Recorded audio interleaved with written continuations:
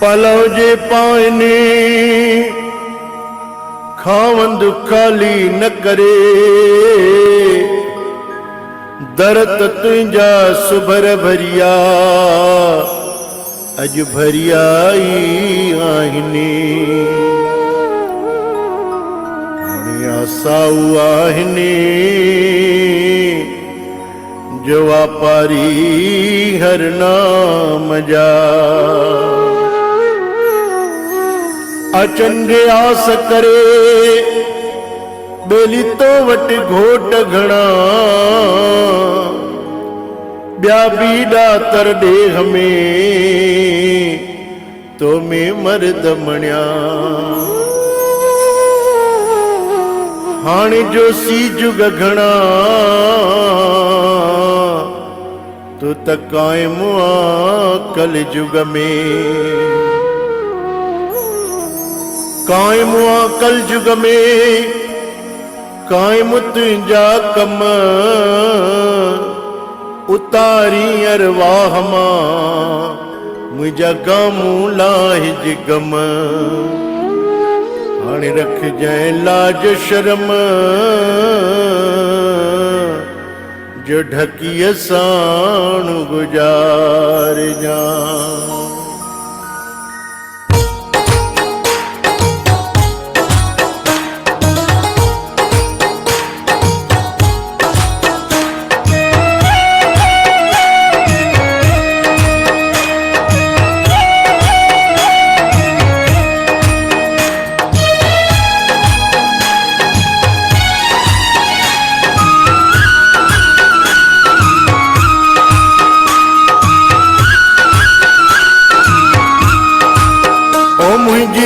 बेड़ी अथई विच सीर ते, ओ मुंहिंजी बेड़ी अथई विच सीर ते, पलव पाया थी मां जिंद पीर ते, पलव पाया थी मां जिंद पीर ते।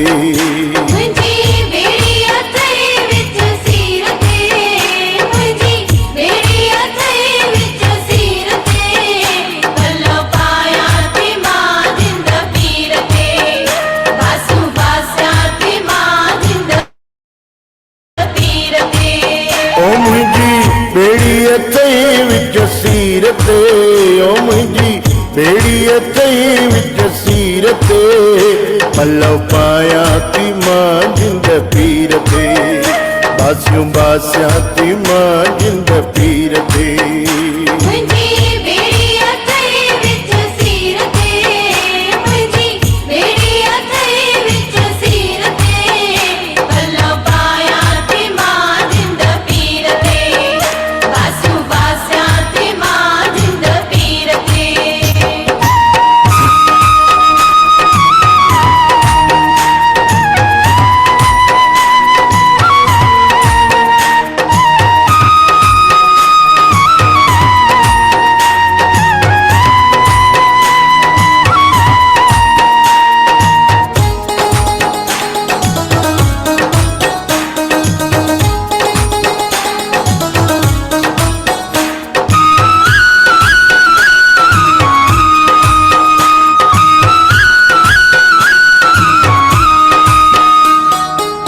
जोत निवारा लाल डेरा,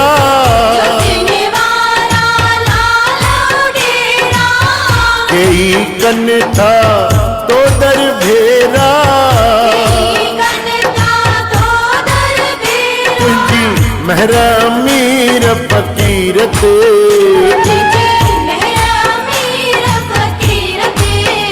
पलव पाया थी मां जिंद पीर ते।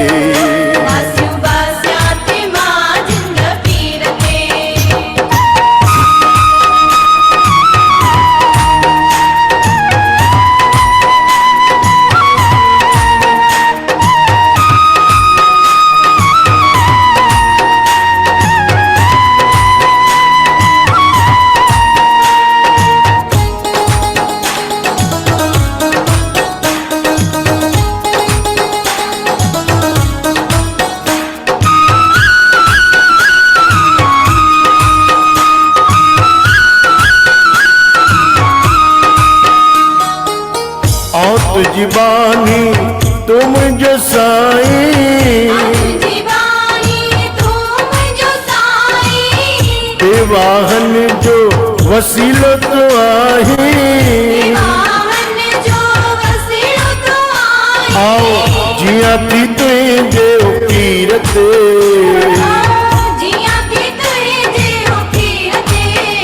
पलव पाया थी मां जिंद पीरते।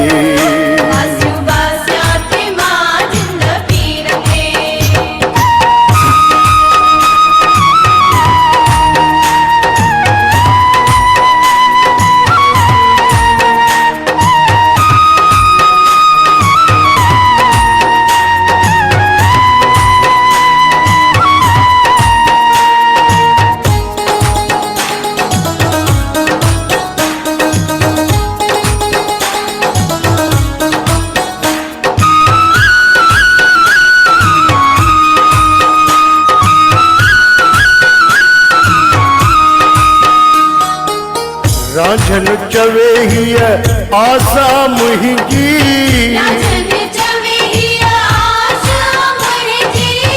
हिम्मत दे करया सेवा तुहिंजी, छो जो नाहे भरोसो शरीर ते,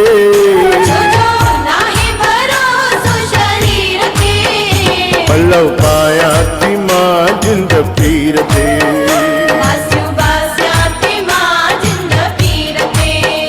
मुंहिंजी बेड़ी अथई विच सीर ते,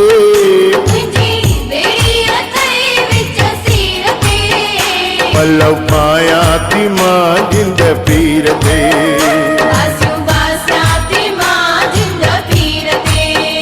पलव पाया थी मां जिंद पीर ते।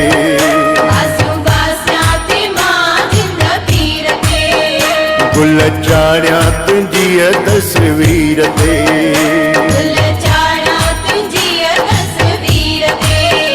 पलव पाया थी मां जिंद पीर ते।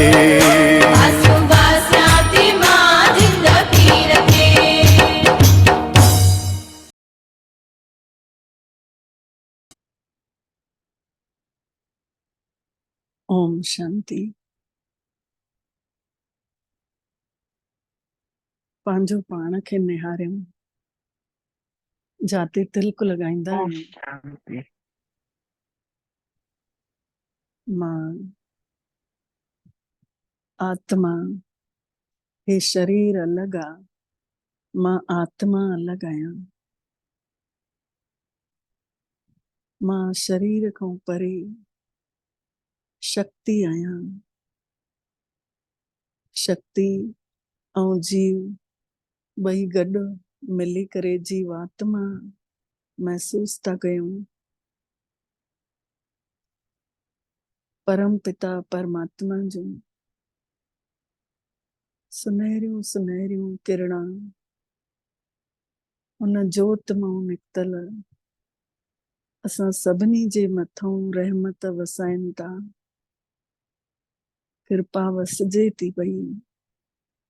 महसूस कयूं मां आत्मा परमात्मा जी छांव में पलां थी। परमात्मा पिता ने मुंहिंजे मिठड़े बाबल ने मां आत्मा खे शक्तिशाली ठाहे रहिया आहिनि।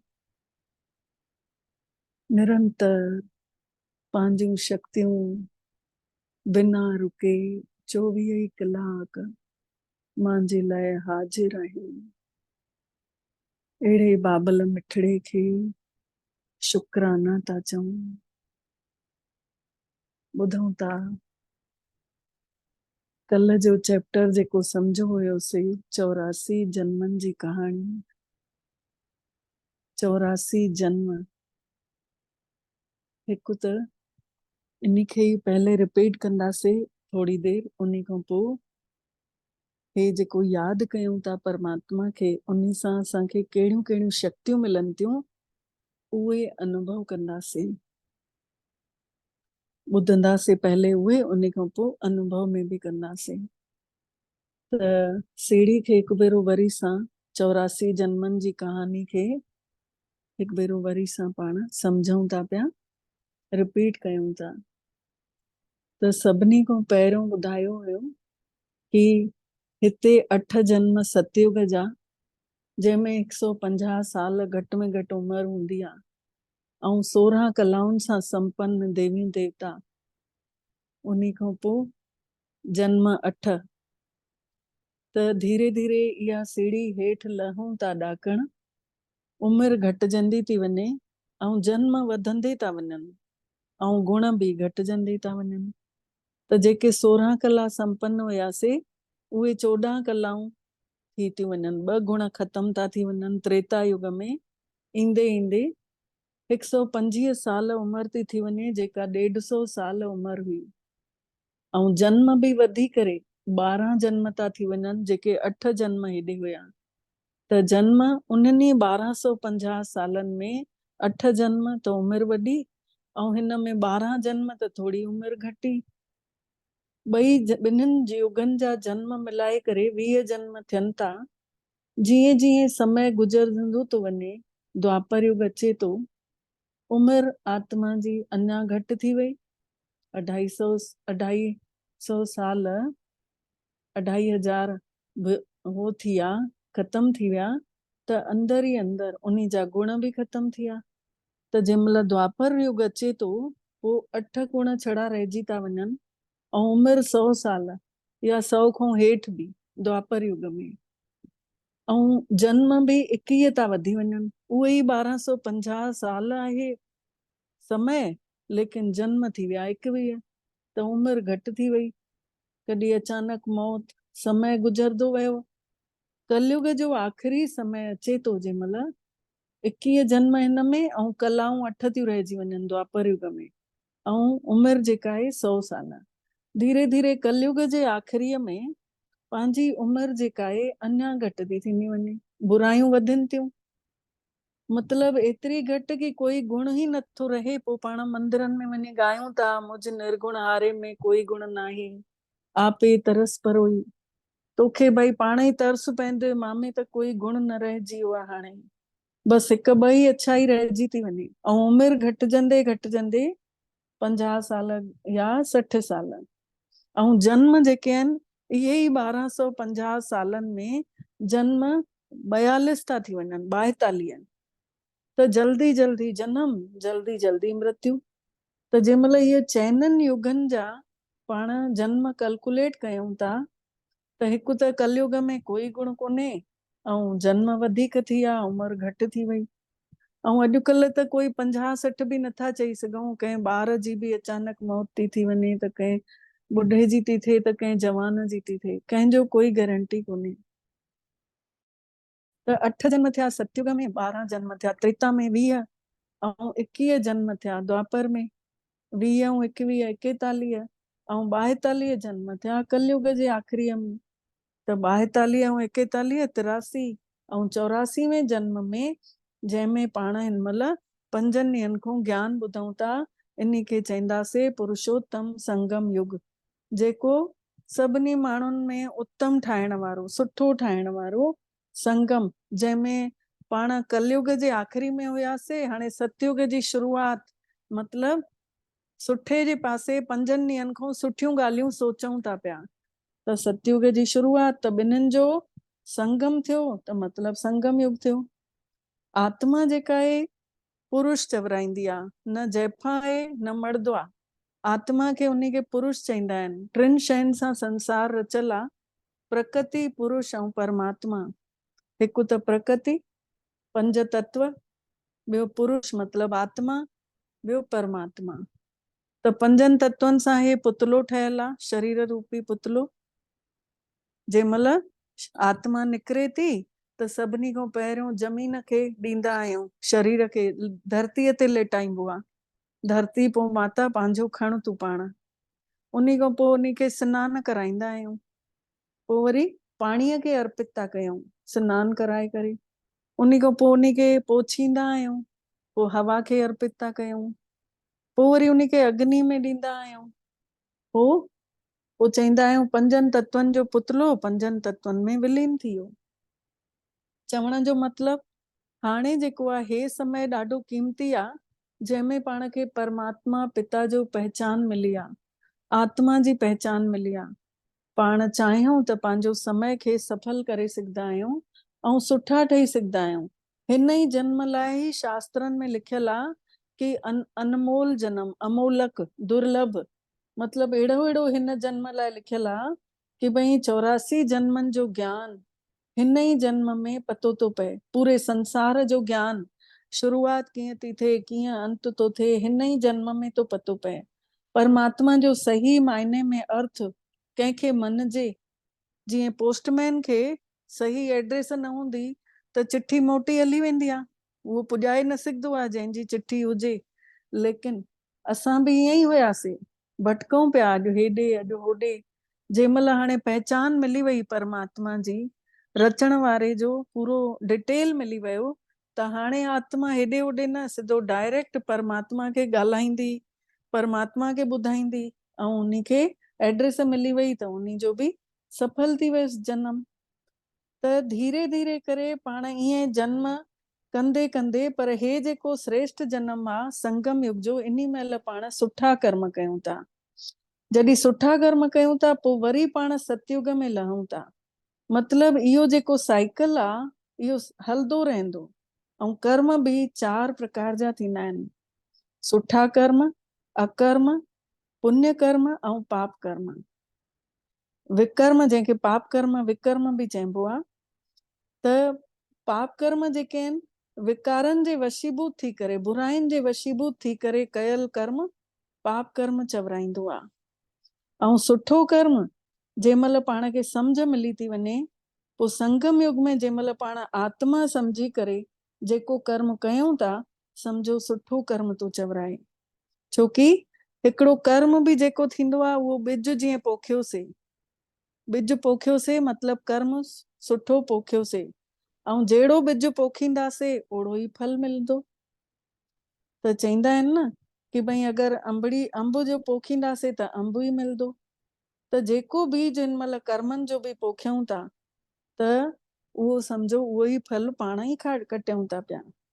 मतिलबु हे जेको जनम आहे संगम युग जो पंहिंजो कर्म पोखण जो जनम आहे, सुठा कर्म करण जो जनम आहे। जीअं पिक्चर जी शूटिंग थींदी आहे त शूटिंग महिल माण्हू एॾी सुठी सुठी एक्टिंग कंदो आहे कि मुंहिंजी पिक्चर ॾाढी सुठी ठहे।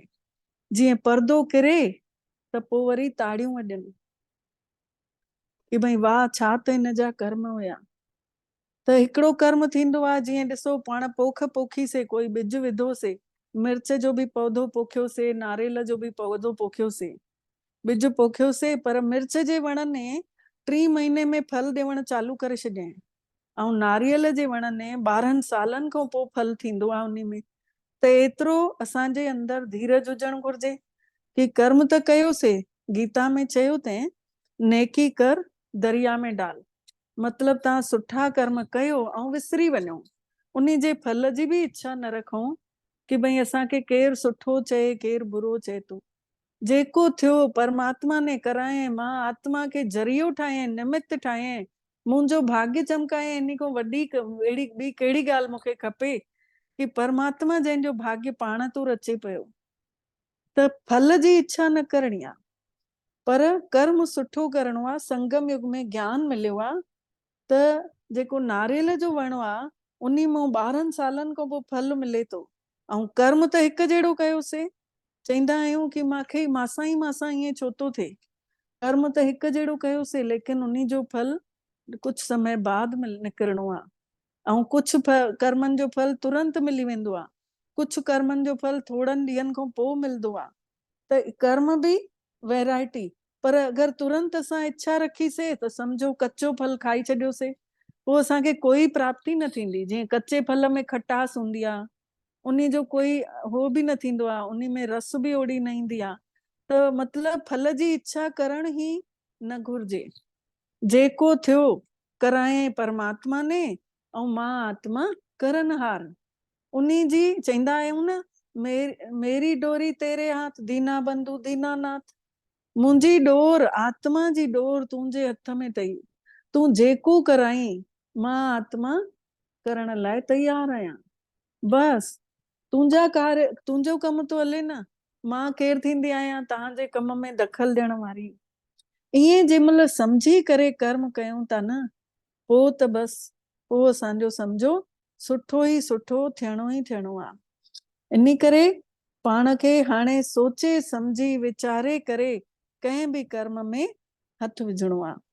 त सतयुग में 8 जन्म, 9 जन्म में श्री राम, इन करे ॾिसो कृष्ण जन्माष्टमी ऐं 9वें में राम नवमी चईंदा आहिनि।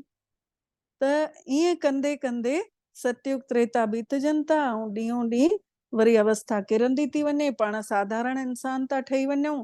वरी जंहिंमहिल साधारण इंसान खां पोइ द्वापर युग खां पोइ वरी दुखी बि था थियूं, बुराइनि में था पइजी वञूं, पोइ परमात्मा खे अचणो थो पएसि। जीअं कोई ॿार पाण में विढ़ंदा हुजनि, ऐं पहले त माउ पीउ सोचींदा के माण्हू खे मोकिलंदा, घर में ई वॾो भाउ आहे उनखे ई मोकिलंदा कि वञ उनखे वठी अचेसि, पाण में विढ़नि था। त ॿार न उनखे छॾाए नथो सघे, उहो चए थो मूंसां नथा संभलजनि। पोइ वरी माउ पीउ खे पाण खे वञिणो पवंदो आहे, वञी करे ॿार खे छॾाए वठी ईंदो आहे। त ईअं ई असांजो बि सेम ईअं ई किस्सो आहे कि असां बि लथा आहियूं हेठि, हाणे जीवन जी लड़ाई लड़ंदे लड़ंदे थकिजी पिया आहियूं। कोई कंहिं ॻाल्हि में, कोई कंहिं ॻाल्हि में चिड़चिड़ाईंदी थो वञे, छोकी आत्माऊं ख़ाली थी पियूं आहिनि। ख़ाली आत्माउनि जी निशानी हूंदी आहे चिड़चिड़ोपन। चईंदा आहिनि न, ख़ाली टीन वॼंदो आहे, जंहिं महिल उन में कणिक पइजी वेंदी आहे पोइ टीन न वॼंदो आहे। त ईअं ई थोथा चना बाजे घना, ख़ाली चणो बि खोड़ आवाज कंदो आहे। त ईअं ई हिते परमात्मा पिता असां ॿारनि खे सेखारनि था कि आत्मा जो प्रेम घटिजी वियो आहे, आत्मा जी शांती घटिजी वई आहे, आत्मा में सचो सुख न आहे। इन करे उहा ख़ाली थियल पई आहे ऐं चिड़चिड़ाए थी पई, छोटी छोटी ॻाल्हि में गुस्सो थी करे, छोटी छोटी ॻाल्हि में सहन शक्ति कान्हे। अॼु ॾिसो ॿारनि जी अवस्था, छोकी आत्माऊं ख़ाली थी चुकियूं आहिनि न। त जंहिंमहिल आत्मा जो कनेक्शन परमात्मा सां जुड़े थो, पोइ आत्मा में उहा भरपूरता थी अचे ऐं ॾींहों ॾियारी पोइ आत्मा भरजंदी थी वञे, भरजंदी थी वञे। हिकु अवस्था अहिड़ी थी अचे कि चईंदा आहिनि न, बूंद बूंद करे घाघर भरजी वेंदी आहे। पाण यादि अथव हिकिड़ो आंवला नवमी जी पूजा थींदी आहे, उन में चईंदा आहियूं असुर जो उथी आहियां घाघर खणी हली आहियां। असुर जो उथी आहियां अमृत वेले ऐं बुद्धि रूपी घाघर खणी हलां थी पई परमात्मा ॾे मन सां।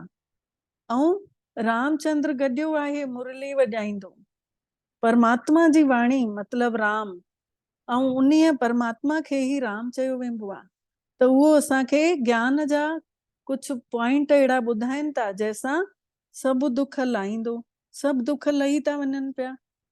त चवण जो मतिलबु हिननि जेके 84 जन्मनि में पाण जैसां जैसां जेको जेको करे आया आहियूं, उअं ई असांखे हाणे प्राप्ति हले थी पई। त असां उन में इहा शइ न चऊं कि भई मूंसां ईअं छो थो थिए, मां अहिड़ो कहिड़ो कर्म करे आयमि कि मासां थो थिए। त असां अहिड़ो कहिड़े न कहिड़े जन्म में द्वापर युग खां वठी कैसां न कैसां कुझु अहिड़ो ज़रूर करे आया आहियूं, असांखे हाणे यादि त आहे कोन। पर हाणे जो जेको अॼु जो करंट चीज आहे, अॼु जो जेको प्रेजेंट ॾींहुं आहे, इन महिल पाण खे लॻे थो कि मूंसां थो ईअं थिए। ऐं ॿी चीज, कॾहिं बि कंहिंखे बि पाण दान ॾींदा आहियूं त पैसो कॾहिं न दान ॾियूं।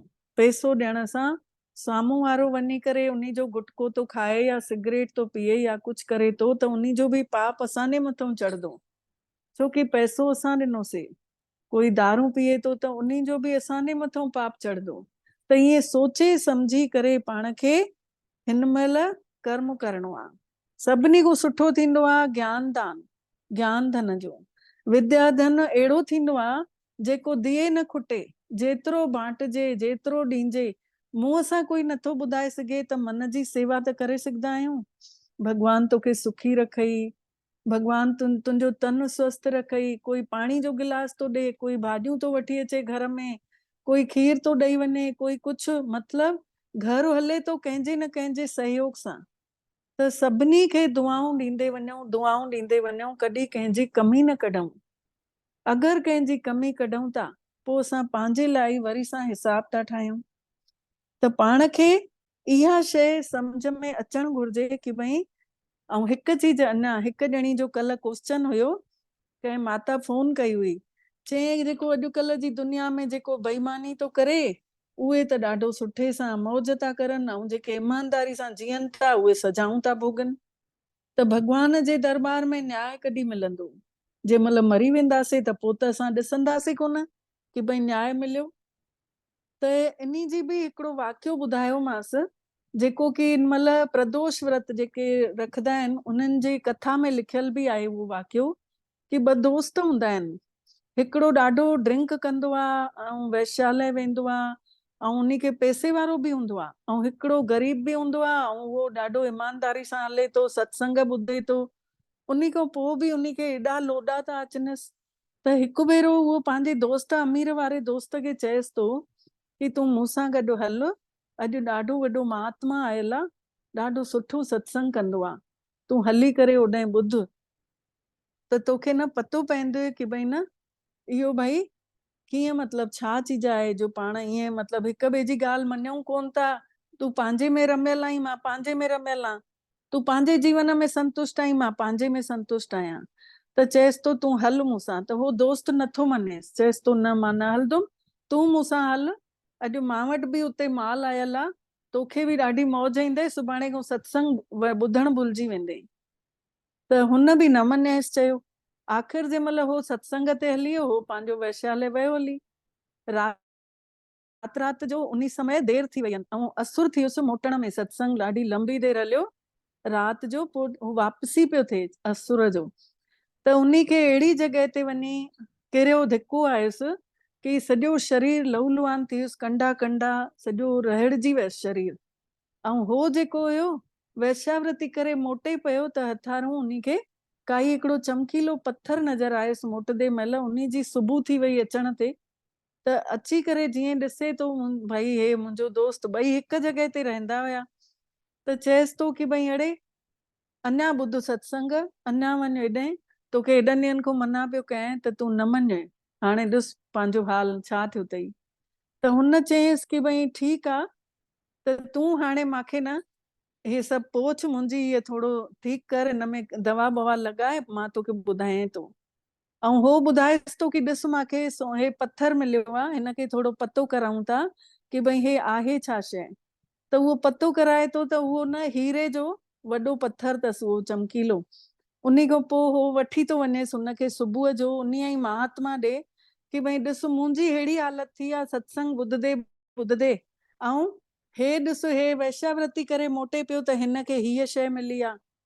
त उन संत महात्मा चयसि कि पिछले जन्म में, उन जो उत्तर ॾियनि थो ॿिन्हिनि खे कि पिछले जन्म में हिन ने ॾाढा सुठा पुण्य कर्म कया हुए, त हिन खे ॾाढी राजाई मिलणी हुई हिन जन्म में, पर हिन महिल हे बुरा कर्म ॾाढा करे वरितई, त इन करे हिन जी राजाई ख़तम थी वई, छड़ो इन हीरे ते अची बचियो अथसि, बाक़ी त हाणे ख़तम थी चुकियो आहे।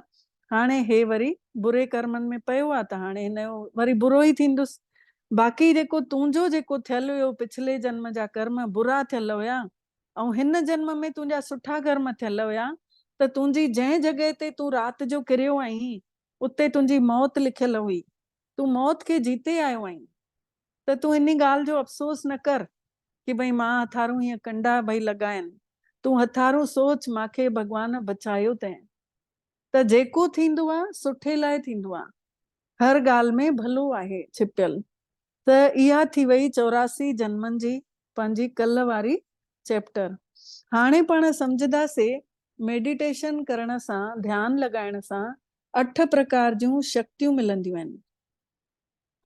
त शक्तियुनि हा, हे शक्तियूं, हिन में शक्तियुनि खे वॾो करे ॾिसो त हिन में ॾिसो था कि वण में पत्थर थो हणे ॿार, ऐं जंहिंमें सहन शक्ति लिखियल आहे, उन में ॾिसो सहन शक्ति बि चईंदा आहिनि, सहनशीलता बि चइबो आहे।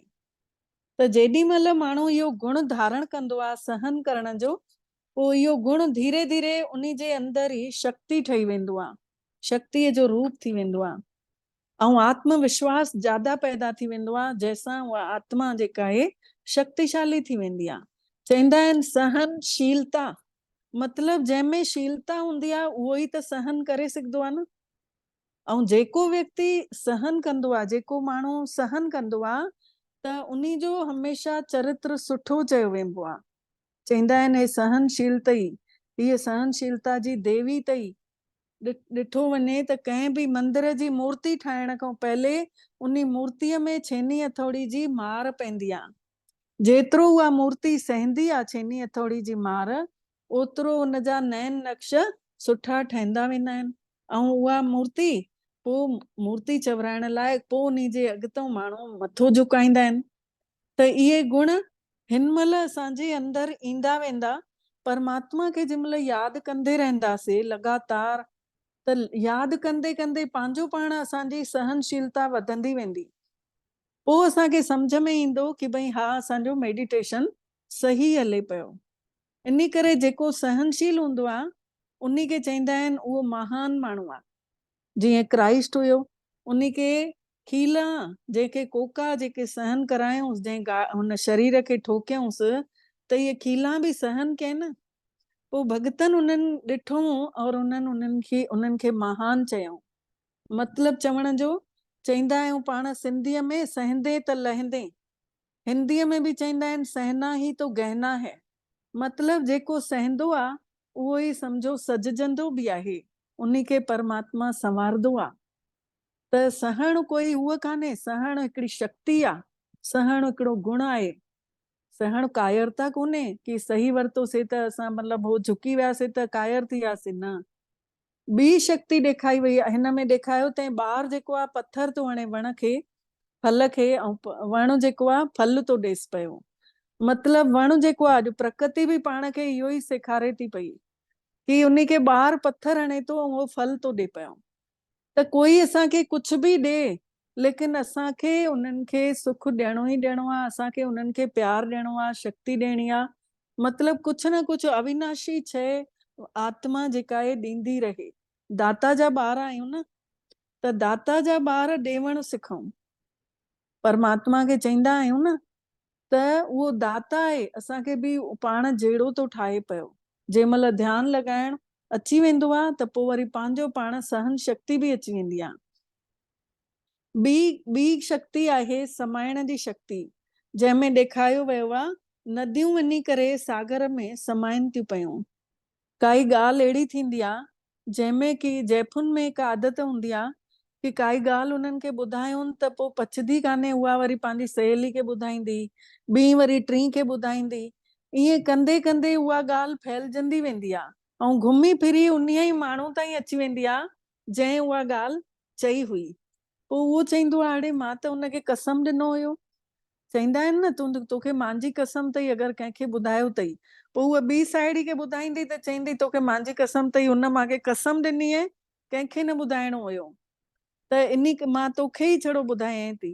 ईअं कंदे कंदे उहा ॻाल्हि फैलजंदी वेंदी आहे ऐं उहे फैलदे फैलदे उन ताईं अची वेंदी आहे। मतलब इन जो समाइण जी शक्ति कोन्हे का जैफुन जे अंदरि, ख़ासि तौर सां समाइण जी शक्ति न हूंदी आहे। त परमात्मा ने ॾिठे कि जैफुन जे अंदरि ई समाइण जी शक्ति कोन्हे, त उन जो बि भॻवान ने उपयोग कयो अथई सुठे नमूने सां कि पहिरियों पहिरियों ज्ञान रूपी कलश त परमात्मा ने उन जैफुन जे ई मथां रखियऊं, कन्याउनि और माताउनि जे मथां रखियऊं। त अॼु ॾिसो काथे बि मंदिर ठहंदा आहिनि त सभिनी खां पहिरियों कलश जेको आहे माताऊं और कन्याउनि खां ई खणायो वेंदो आहे कि कलश खणंदासीं, उन खां पोइ उते मंदिर ठहंदो। चवण जो मतलब कि परमात्मा ने ॾिठे कि हिननि खे समाइण जी शक्ति कोन्हे, त हे जन खे अगरि ज्ञान मिलंदो त हे चुप करे न वेहंदियूं, हे ज़रूर ॿियो कंहिंखे ॿुधाईंदियूं, ॿिए कंहिंजो बि भलो कंदियूं ई कंदियूं। त इन करे हे ज्ञान जो प्रचार प्रसार लंबो चौड़ो जल्दी थी वियो। चवंदा आहिनि हिन नालो, हिन संस्था जो नालो छा आहे? ब्रह्मा कुमारीस। ब्रह्मा कुमारियुनि जे नाले ते आहे। मतलब कि ब्रह्मा कुमारियूं मतलब बाबा ने शुरूआत ईअं कयईं परमात्मा ने। त असां इहो सोचे बि न सघंदा आहियूं कि समाइण जी शक्ति न हुई असां वटि ऐं असांखे भॻवान ने यूज़ कयईं। ॾिसो, चवण जो मतलब कि जेतिरो सागर पाण परमात्मा विशाल आहे, ओतिरो ई उन्ही जे अंदरि कचिड़ो बि समाईंदियूं वेंदियूं आहिनि न। नदियूं नदियूं जंहिंमहिल सागर सां मिलदियूं आहिनि त पाण सभु केरु आहियूं? जेका बि ॻाल्हि हूंदी आहे पहिरियों सभु कुझु, हाणे जॾहिं खां पाण खे पतो पियो कि हे आहे असांजो पिता, त उन्ही खे सभु कुझु ॿुधाईंदासीं न। जेका बि परिस्थिति ईंदी, जेको बि ॻाल्हि थींदी, वॾे दिलि सां पाण उन्ही खे ॿुधाईंदे वेंदासीं न। ऐं उहो कंहिंखे ॿुधाईंदो बि न, उहो कचिड़े खे समाईंदो वेंदो ऐं असांखे ॾाढो सुठो ख़ाली करे ॾाढियूं सुठियूं सुठियूं शयूं पाण सां ॾिए थो पियो। त परमात्मा ने असां ॿारनि खे अहिड़ी समाइण जी शक्ति मेडिटेशन कंदे कंदे ॾींदो वेंदो आहे, जंहिंसां पाण समाइण सिखी वेंदा आहियूं। ऐं हे ज्ञान जो प्रचार प्रसार करण लाइ सभिनी खां वधीक जैफूं और कन्याऊं वधीक वधीक आहिनि त भाइर बि, जंहिंखे पांडव चइबो आहे, चवंदा आहिनि बाबा। त भाइरनि जे सहयोग जे बिना शक्तियूं अधूरियूं आहिनि ऐं शक्तियुनि जे सहयोग जे बिना भाइर अधूरा आहिनि। आहियूं त सभु आत्माऊं, पर परमात्मा ने सेवा कराइण जे निमित्त शुरूआत में माताउनि और कन्याउनि खे ई रखियईं। त समाइण जी शक्ति मेडिटेशन कंदे कंदे आत्मा जे अंदरि ईंदी वेंदी आहे ऐं उन्ही जे अंदरि धैर्यता वधंदी आहे, धीरज ईंदो आहे। चवंदा आहिनि जाते धीरज आहे, धैर्यता सां ईश्वर जी समीपता बणियल रहंदी आहे। जाते धैर्यता आहे उते सम्झो भगवान आहे। जाते धीरज सां कम थो वठिजे, सम्झो परमात्मा कराए थो, इन करे एतिरो धैर्यता सां हले थो कारोबार। टी शक्ति आहे परखण जी शक्ति। हाणे सुठे और बुरे जी पहचान उन्ही में ॾेखारियो अथऊं कि सोनारो जेको आहे, हीरो मोती सभु परखे वेंदो आहे ऐं परखे बि थो पियो। त हिन में ॾेखारियो अथई त सुठे ऐं बुरे जी पहचान असांखे त आहे कोन, पर मेडिटेशन कंदे कंदे पाण खे अहिड़ी परख शक्ति अची वेंदी कि पतो ई न पवंदो ऐं साम्हूं वारे खे सुञाणे वठंदासीं कि हिन जे मन में छा थो हले। छो कि भगवान जी आज्ञा आहे कि तव्हां कॾहिं बि दुनियावी शयुनि में इन शक्तिअ जो यूज़ न कजो। इन करे न भेनर कॾहिं यूज़ कंदियूं आहिनि इन शक्ति खे, मतिलबु दुनिया जे उन में पंहिंजे अंदरि ई रखी वठंदा आहियूं कि पतो आहे साम्हूं वारे जे अंदरि छा थो हले, पर अंदरि ई अंदरि पंहिंजे ई अंदरि रखी वठंदा आहियूं कि हा हिन जे अंदरि ॿियो कुझु आहे, ये साम्हूं ॿियो कुझु आहे। इहा आहे परखण जी शक्ति। लेकिन ॻाल्हियुनि खे परखण केतिरा भेरा मुश्किल थी वेंदो आहे, छो कि माण्हू खे पंहिंजे मथां आत्मविश्वास न हूंदो आहे। ऐं जेका आत्मा अमृत वेलो कंदी आहे उन्ही खे परखण जी शक्ति त निरंतर अची थी वञे, लगातार कंदे कंदे। सभिनी खां पहिरियों 8 ॾींहं अमृत वेलो करे ॾिसजो, ऐं 8 ॾींहंनि में तव्हांखे फ़ाइदो न मिलेव त पोइ भले तव्हां न कजो। लेकिन 8 ॾींहंनि खां पोइ अगरि फ़ाइदो मिलेव थो त 21 ॾींहं लगातार कजो। 21 ॾींहं करे वठंदव त पोइ 42 ॾींहं लगातार कजो, ऐं 42 ॾींहं करण खां पोइ वरी 83 ॾींहं लगातार कजो। जन्म जन्मांतरनि जा पाप न कटिजनि त तव्हां चइजो रस्ता हिकदमि सभिनि जा साफ़ थींदा वेंदा। मन जो अंधकार त मिटदो ई मिटदो, लेकिन ॿाहिरों जूं जेके चीज आहिनि, जेके परिस्थितियूं आहिनि, जेके विघ्न अचनि था जीवन में, उहे सभु ख़तम थी वेंदा। सच्चाई पाण साबित थी वेंदी, पंहिंजो पाण महसूस थींदो कि सच छा थींदो आहे। इहो मां अनुभव जे आधार ते तव्हांखे बाबा ॿुधायव थो, निमित्त ठाहे। बाक़ी चवण जी इहो परमात्मा सम्झाइनि था कि परखण जी शक्ति ध्यान लॻाईंदे लॻाईंदे पहले ई पतो पइजी वेंदो आहे, पोइ हाणे असांखे पश्चाताप न करणो पवंदो आहे। जंहिं महिल परखे वरितोसीं न कि हे सही आहे, हे ग़लति आहे, सो चवंदा आहिनि न तोल मोल के बोल। जेतिरो तोरे करे मुख सां शब्द लिमिट जा निकिरंदा, ओतिरो ई असांखे सुठो सफलता मिलंदी। ऐं जंहिं महिल सम्झी वरितोसीं कि हे सचो हीरो आहे, हीअ आत्मा ॾाढी सुठी आहे, हीअ जल्दी ग्रहण करण वारी आहे, हिन जे अंदरि ॾाढियूं अच्छायूं आहिनि त सभिनी जे अंदरि, पर ग्रहण करण जे मथां हूंदो आहे। कोई विकारनि में पियल हूंदा आहिनि त देर सां ग्रहण कंदा आहिनि, कोई हिक ई भेरे में कोर्स खे सम्झी वठंदा आहिनि, कोई त 2-2 3 भेरा बि कोर्स कराइनि त न सम्झी सघंदा आहिनि, छो कि अंदरि ॿुद्धीअ में ॿियूं ॿियूं ॻाल्हियूं वेठल अथनि, ॿुद्धीअ में ॿियो खान पान अलॻि अलॻि अथनि, तामसी खाधो खाइनि था त जल्दी ॿुधी ग्रहण न कंदी आहे। त टियों आहे इहा परखण जी शक्ति। चौथी अचूं था पाण निर्णय करण जी शक्ति। मतलब निर्णय असांखे जंहिंमहिल काथे काई ॻाल्हि अहिड़ी हूंदी आहे जाते पाण खे जीअं ॾिसो ताराजी इन में ॾेखाई वई आहे, काथे मार्केट वञूं था पाण सब्जी वठूं था त जंहिंमहिल ॿई पासा बराबरि हूंदा आहिनि त असां बि संतुष्ट हूंदा आहियूं ऐं साम्हूं वारो बि संतुष्ट हूंदो आहे। पोइ पाण ॿई ॼणा संतुष्ट त पोइ धोखो न थींदो। ऐं काथे पंहिंजे मथां ई विश्वास कोन्हे पोइ पंडितनि खे सोचींदा आहियूं कि भई उन्हनि खां ई मुहूर्त कढायूं था पिया, उन्हनि खां ई चऊं था जेको शुभ कढी ॾे। ऐं अॼुकल्ह जा पंडित पाण ई ॾिसूं था कि मोबाइलियूं खणी हलनि था, जंहिंमहिल मुहूर्त कंहिं महिल काथे कंहिंखे ॿुधाइनि था अॼु हे मुहूर्त सुठो अथई, ऐं सुभाणे ॿिए कंहिंखे ॿुधाइनि था अॼु हे मुहूर्त सुठो अथई, ताकी ॿिन्हिनि जॻहियुनि तां उन्हनि जी कमाई थिए। त सम्झण जी ॻाल्हि आहे, छोकी असां पंहिंजो पाण खे एतिरो पावरफुल नथा सम्झूं, एतिरो सचो नथा सम्झूं, इन करे पंडितनि वटि वञूं था। चवण जी ॻाल्हि इहा आहे कि भई जंहिंमहिल अमृत वेलो कयूं था त पाण खे डायरेक्ट परमात्मा जी पालना मिले थी, भॻवान पाण असांजे मथां महिरबान थियो आहे। ऐं उन जूं किरणनि में जंहिंमहिल अधु कलाक बि पाण तपस्या कईसीं, उन खां पोइ पाण जेका बि शइ सोचींदासीं न पाण खे जल्दी निर्णय ॾींदो आहे, जल्दी पतो पइजी वेंदो कि भई पाण खे हे छा करणु घुर्जे या हे न करणु घुर्जे। मतलब चवण जो जंहिं वटि सहन शक्ति हूंदी त उहो सम्झो प्यार में उन जे अंदरि प्यार जो बि गुण हूंदो। हिकु माउ जीअं पंहिंजे ॿार खे उन जी बुराई ॿाहिरि न फैलाईंदी आहे, छोकी उहो उन खे उन जी कमियुनि खे ढकींदी आहे। ईअं ई जंहिंमहिल असांखे बि अंदरि प्यार हूंदो, सभिनि जे प्रति आत्मा भाव हूंदो त असां बि सहन करणु सवलो थी वेंदो। सभु परमात्मा जा ॿार आहिनि इहो सोचींदासीं त सहन करणु सवलो थी वेंदो। त निर्णय करणु मतलब बैलेंस, बैलेंस सां हलंदासीं। इहो न कि असांखे मज़ो अचे थो योग करण में, परमात्मा खे यादि करण में त लगातार वेठा ई वेठा आहियूं, पोइ कम खे ध्यानु ई न ॾियूं। ईअं न करिणो आहे, बैलेंस सां हलणो आहे त असांखे दुआऊं मिलंदियूं। बैलेंस ठाहे करे हलंदासीं घर परिवार में बि, ऐं यादि बि कयूं भॻवान खे, कर्म बि पंहिंजा ज़िम्मेदारियूं बि निभायूं त ज़रूरु असांखे बैलेंस सां ब्लेसिंग मिलंदियूं। त निर्णय करण जी शक्ति मतलब बैलेंस सां हलणु, बराबरि हलणु, ॿिन्हिनि तरफ़ां ध्यानु ॾियणु। हाणे पाण अचूं था सामनो करण जी शक्ति। सामनो करणु हिकिड़ी महानता आहे, सम्झो कंहिं बि शइ खे। ईअं न काई हिकु चीज इहा ॿुधाई वई आहे कि सहन करिणो आहे पाण खे माण्हुनि सां गॾु ऐं सामनो करिणो आहे परिस्थितियुनि खां। मतलब सहन करिणो आहे इंसाननि सां ऐं सामनो करिणो आहे परिस्थितियुनि सां।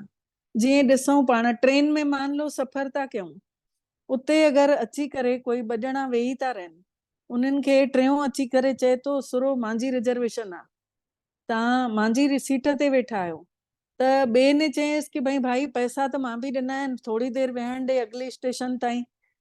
त उहो न वेहण नथो ॾेसि पियो, चएसि थो वञ, अञा 4 ॻाल्हियूं बि ॿुधाएसि थो ऐं चएसि थो वञ तूं उथ उथ।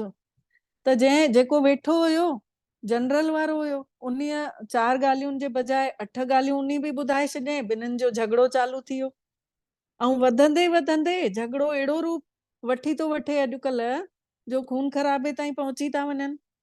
ॻाल्हि छा हुई, जरा से वेहण जी ॻाल्हि, ऐं सहन न कयईं त उल्टो उन खे मतलब उन सां झगड़ो थी वियो। त सहन करणो काथे आहे, काथे समाइणो आहे। कंहिं अगरि हिकु शइ चई बि त मां समाए छॾियां त ॻाल्हि न वधे आहे।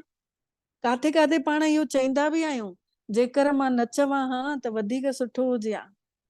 जंहिंमहिल काई परिस्थिति अचे थी, उन परिस्थिति जो सामनो करणो पए थो त इंसाननि खे त सहन करणु त वरी बि माण्हू करे थो, लेकिन परिस्थितियुनि खे सामनो करे कीअं करे।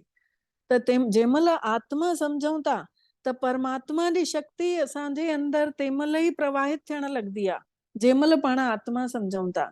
त ऑटोमेटिक पाण खे सामनो करणु सवलो थी वेंदो आहे, छोकी साहस अची वेंदो आहे, भॻवान जी शक्ति जो अहसासु थींदो आहे कि मासां त गॾु परमात्मा आहे न। पोइ उहो विघ्न जेको आहे विघ्न न लॻंदो आहे, पोइ झटि उहो सरलता सां पार थींदो वेंदो, पतो बि न पवंदो कि भई इहो मां सहियो, इहो मां सामनो करे वरितो।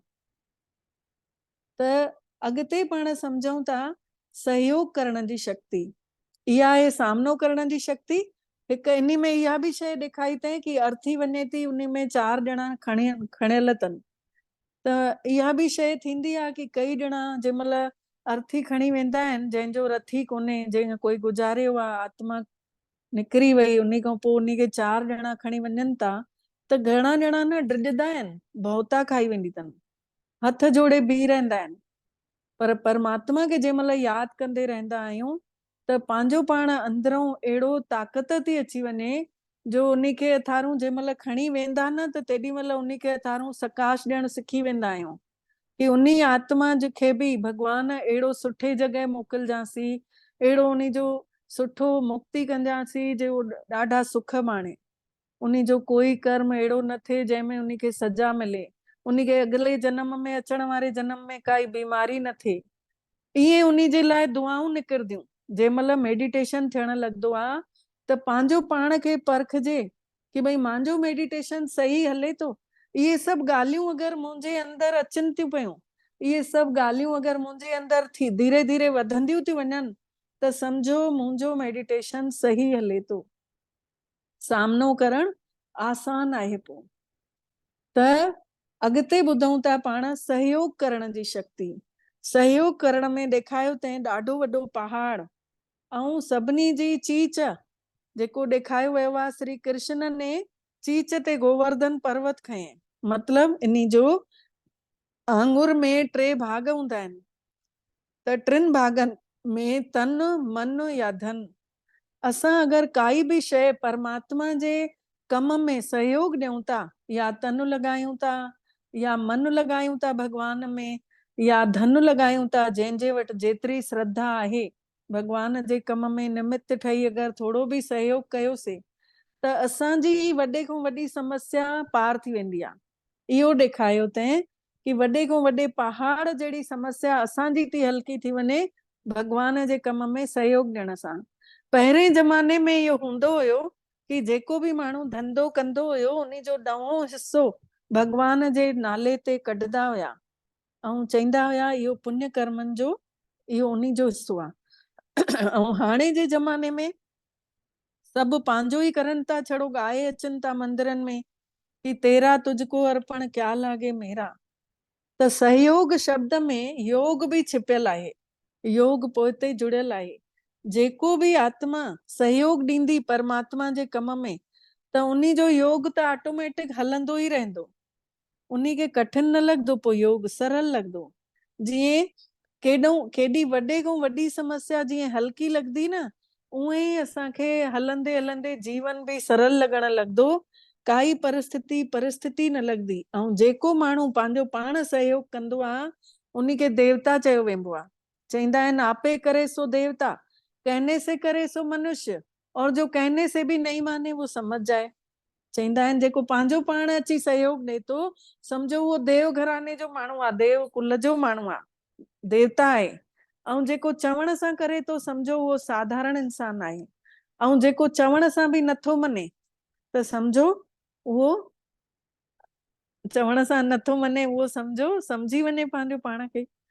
त हिकिड़ो भेरो छा थियो, इंद्र राजा ने देवताउनि ऐं असुरनि जी परीक्षा वरितई। उन्हनि खे निमंत्रण ॾिनई, छोकी असुर हमेशह उन्हनि खे शिकायत कंदा हुया कि भई तूं भेदभाव कंदो आहीं असां में ऐं देवताउनि में, तूं हमेशह उन्हनि खे सभु कुझु ॾींदो आहीं, असांखे न बाद में मिलंदो आहे जेको बचल सचल हूंदो आहे।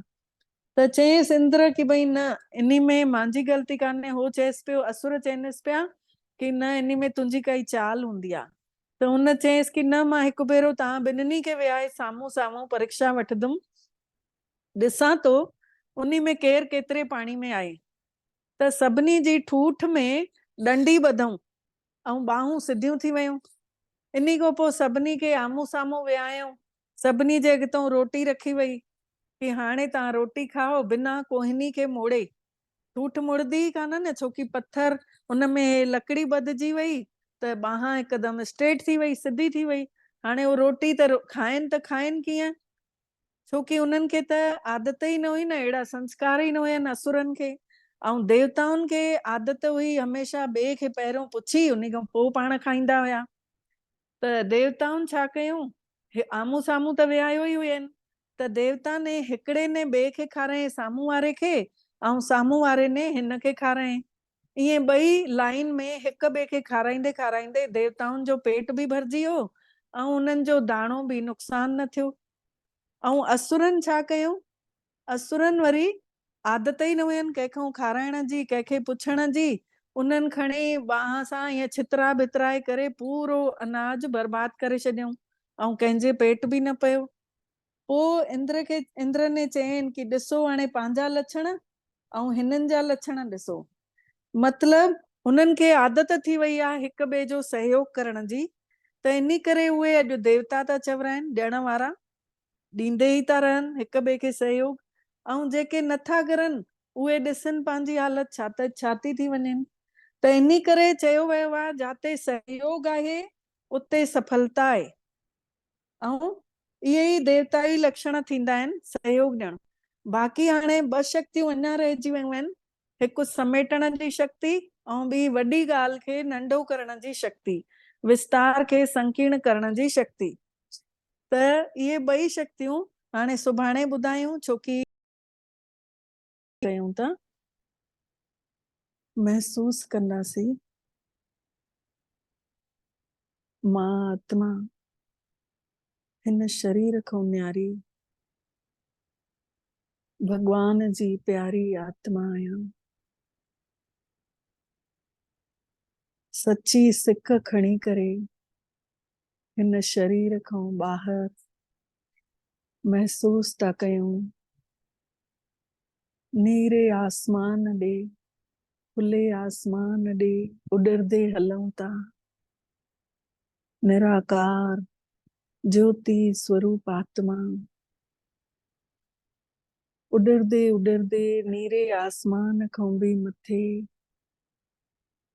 रोशनी ही रोशनी जे संसार में, जाते ॻाढ़ो सुनहरो आसमान आहे, चांड्रो के प्रकाश जी दुनिया खे पार कंदे हुए पहुचूं था उन ॻाढ़े आसमान में, जाते केतिरी शांती ही शांती आहे, जाते असांजो मिठड़ो परम पिता परमात्मा बाबल मिठड़ो असां सभिनी ॿारनि जो इंतजार करे रहिया आहिनि। महसूस कयूं भगवान जी किरणनि सां सजल परम धाम। सभु उते आत्माऊं पहिरियों सां ही कुझु आत्माऊं आहिनि। असां सभु उॾरदे उॾरदे उन्हनि सभिनी खे पार कंदे कंदे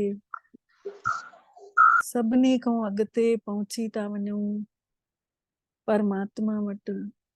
सभिनी कर्मनि खां मुक्त, सभिनी बंधननि खां मुक्त, चारों चइनिनि पासनि ॾिसूं था शांति ही शांति, प्रकाश ही प्रकाश, परम धाम ॻाढ़े आसमान में भगवान जो स्वरूप निहारियूं था। निराकार ज्योति स्वरूप परमात्मा, मां सितारे खे परमात्मा निहारिनि था। मां सितारो बि उन्हीअ परम सितारे खे निहारियां थो। हिक ॿिए खे ॾिसूं था परमात्मा जे स्वरूप में केॾी सुहिणाइप आहे, केॾियूं असीम शक्तियूं आहिनि, केॾो त सच्चो प्यार आहे। भगवान जो स्वरूप ॾिसण में ही सुखदाई आहे, सुख ॾियनि था। महसूस कयूं सभु गुणनि खे समायल भगवान जूं किरणा, शिव बाबल मिठड़े जूं किरणा निकिरदे निकिरदे असां सभिनी आत्माउनि में पवंदी थी वञनि। मां आत्मा परम पवित्र आत्मा परम सितारे वांगुरु चमकां थो पियो। हे अनंत प्रकाश मुंहिंजे अंदर समाइजंदो थो वञे। ॾिसूं बाबल मिठड़े जी रहमत, ॻाढ़े रंग जो सुनहरो सुनहरो प्रकाश, सुनहरो सुनहरो उजालो मां आत्मा जे अंदर समाइजंदो थो वञे। मां आत्मा जो मिठड़ो बाबल, मां आत्मा खे शक्तियूं ई शक्तियूं ॾेई रहिया आहियूं। मां आत्मा निरंतर भगवान जी छत्र छाया में, परमात्मा जी छत्र छाया में शक्तिशाली थींदी थी वञा। अंदरों ई अंदरों पंहिंजो पाण खे निहारियूं मन सां। मां परम तेजस्वी आत्मा आहियां।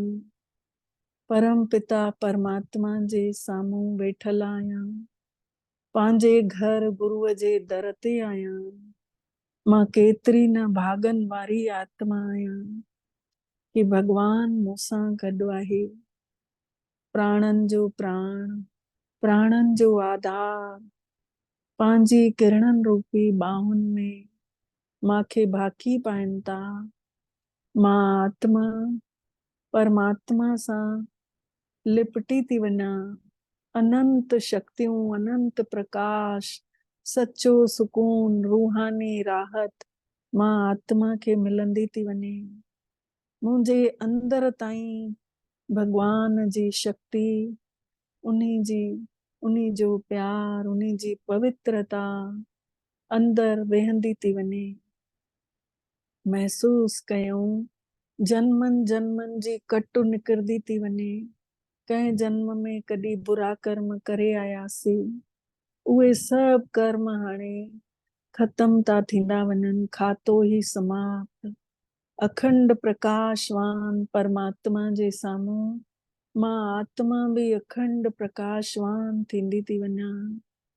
मां समर्थ थी ठहंदी वञा, शक्तिशाली थी वई आहियां। परमात्मा जी शक्तियुनि सां मुंहिंजूं कमियूं कमजोरियूं सभु समाप्त थी वियूं आहिनि। उन्हनि जी शक्तियुनि सां मां आत्मा भरपूर पंहिंजे पीउ जहिड़े स्वरूप जी ठही वई आहियां। महसूस कयूं मुंहिंजूं निरंतर मुंहिंजे अंदर परिवर्तन ईंदो थो वञे। मां हीरे वांगुरु चमकीली चमकदार ठहंदी थी वञा। मां निर्मल आहियां। मां पावन आहियां। मां शुद्ध आहियां। मां सची आहियां। सचे पिता जी संतान आहियां। मां शांत स्वरूप आहियां। पंहिंजो पाण खे महसूस कयूं परमात्मा जे प्रेम में। मां आत्मा भिजंदी भिजंदी मां बि प्रेम स्वरूप थी वई आहियां। महसूस कयूं परमात्मा पिता सां रहंदे रहंदे मां आत्मा जे अंदर देवत्व जाॻंदो थो वञे। मुंहिंजे अंदर गुण समाईंदे था वञनि। कुछ बि नथा सोचूं सिवाय परम पिता शिव बाबल खे निहारे था। निहारींदे निहारींदे महसूस था कयूं उन्हीअ पाण जहिड़ो मांखे ठाहिण जो वरदान ॾेई छॾे। महसूस कयूं मां अविनाशी आत्मा इहो दिव्य प्रकाश दिव्य शक्तियूं भरपूर करे धीरे धीरे हेठि लहूं था। हेठि लहंदे लहंदे अचूं था विश्व ग्लोब ते ऐं परमात्मा खे महसूस था कयूं उहे बि असां सां गॾु लहंदे अचनि था। असां सभिनी खे लाइट जे शरीर में फरिश्ते रूपी ड्रेस में विहारिनि था। लाइट जो शरीर ऐं मां माइट आत्मा शक्तिशाली आत्मा प्रकाशवान आत्मा फरिश्ते स्वरूप में पूरे धरतीअ ते आवाहन कयूं था। जंहिंखे जंहिंखे जंहिं जन्म में कॾहिं बि कोई बि दुख पहुचाए आया आहियूं, कॾहिं कंहिंजे मथां क्रोध करे आया आहियूं, कॾहिं कंहिंखे कोई अपशब्द ॻाल्हाया अथसीं त उन्हनि सभिनी आत्माउनि खां माफ़ी घुरूं था। महसूस कयूं पृथ्वी जो ग्लोब घुमंदो थो वञे। असां सभु आत्माऊं चारों तरफ़ घुमंदे घुमंदे सभिनी खां माफ़ी वठंदे था वञूं। हिननि 63 जन्मनि में जंहिंखे बि कॾहिं बि कुझु बि कयो हुजे, जाने अनजाने असां सां काई ग़लती थी वई हुजे, हे आत्माऊं, असां परमात्मा खे हाज़िर नाज़िर समझी करे तव्हां सभिनी खां माफ़ी घुरूं था। असां सभिनी खे माफ़ करे छॾिजो।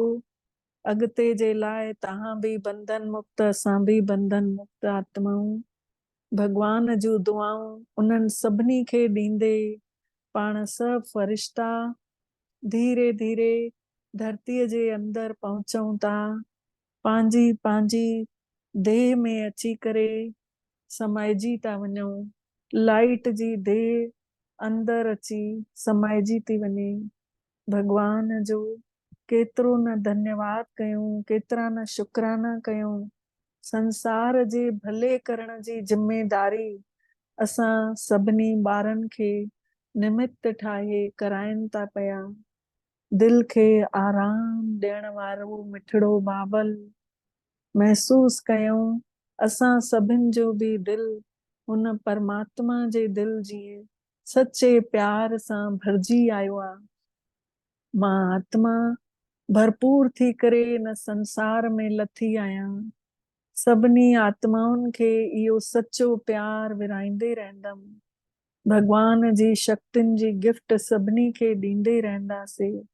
महसूस कयूं आत्मा हिन देह में जीअं ई वेठी सॼे शरीर में अंग अंग शीतल, अंग अंग परमात्मा जे प्यार सां भरिजी वियो आहे। भगवान जा लख लख शुक्राना जे असां सभिनी जो नज़रियो मटे छॾियो अथऊं।